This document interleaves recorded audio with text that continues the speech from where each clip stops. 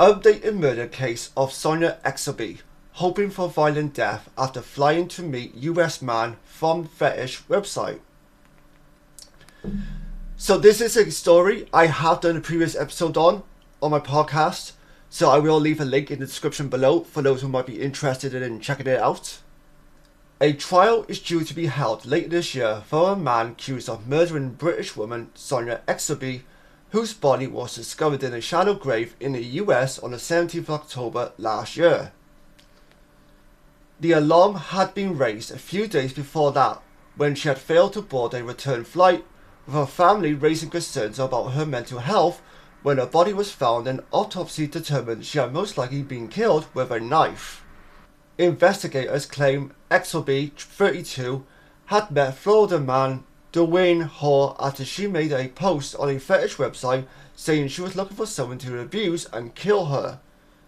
So Dwayne Hall, 54, would be arrested on the same day Sonia's body was found, and police said he claimed he wanted to help Exelby and did not want her to die. So now he's been told his trial will begin jury selection on the 16th of November this year. He has pleaded not guilty to kidnapping and murdering Exelby, being denied bail during an appearance in court last November, being told by the judge, under these circumstances there is no bond that would ensure your presence in court, keep the community safe. And the facts of this case, there is a large amount of evidence against you. Autopsy found the woman had been stabbed 4 times, and while Hall initially denied that he had met Sonia or knew her, according to an affidavit, he later said they had had sex several times.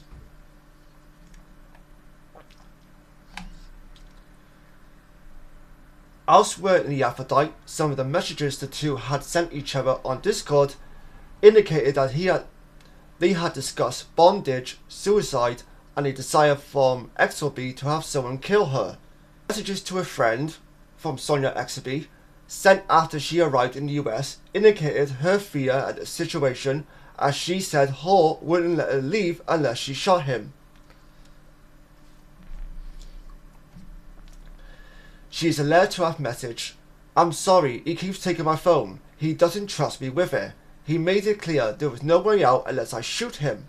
I thought he would do it quick and not give her mind time to stew, and realise this is the last thing I'll ever say to anyone if I don't take his offer of shooting him. He showed me how to use it and where to aim." Her last message read, "I'm so scared. I'm so broken, in so much pain. All I can do is lay here and doing what he wants." Into the time of events leading to the death of Sonia Exelby. So starting with the 10th of October. According to Fox Orlando, citing law enforcement officials, Sonia landed at Grangeville Regional Airport on the evening of 10th of October and was collected by Hall at 6:30 p.m. and driven to an Airbnb she reserved for her trip. Prior to her arrival, Hall purchased a paracord, a type of neon rope, a gun cleaner, rope again, loom spray, and a shovel at his local Walmart.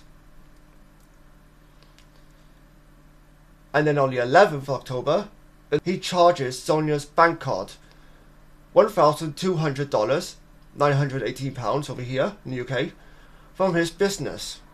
And then at 3:30 p.m, a vehicle which matches the description of Hall's emergency roadside business is spotted outside the Airbnb. It is around this time that Hall records a video of Sonia showing her guts and bruises across her body and asks her to consent to being stabbed. And then on the 12th of October, Hall purchases a piece of trap. Surveillance footage later shows someone moving in front of his car. He then drives to the location where Sonia's body was later found. On the 13th of October, Florida Department of Law Enforcement receives an alert from British authorities regarding a missing and vulnerable person. Hall is then later interviewed by law enforcement before texting a friend, "There might be a big storm coming from me." Jerain is later interviewed by law enforcement before texting a friend, "There might be a big storm coming for me." Hall is interviewed once again regarding the change regarding the charges made to Sonia's card.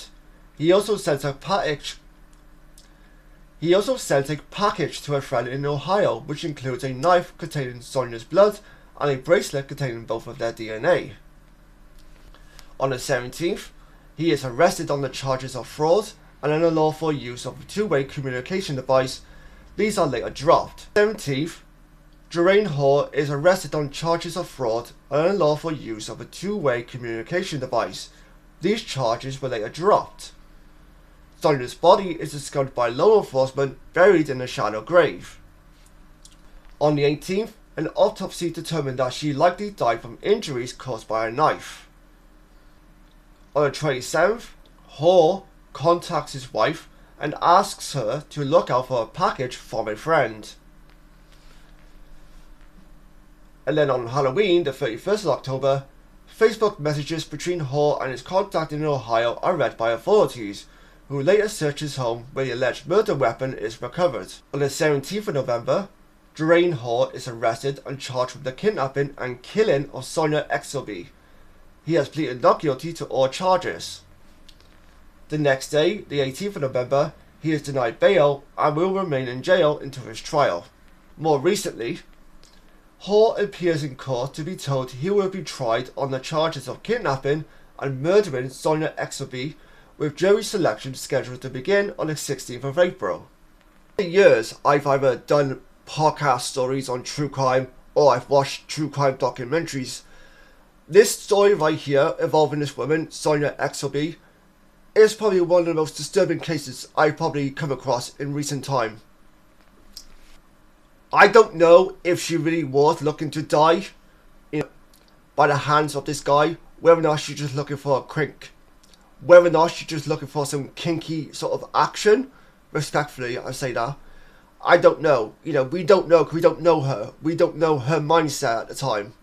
I was actually wondering about this case because it came up on my YouTube feed where like a body cam footage shows the suspect, Doreen Hall, being actually arrested.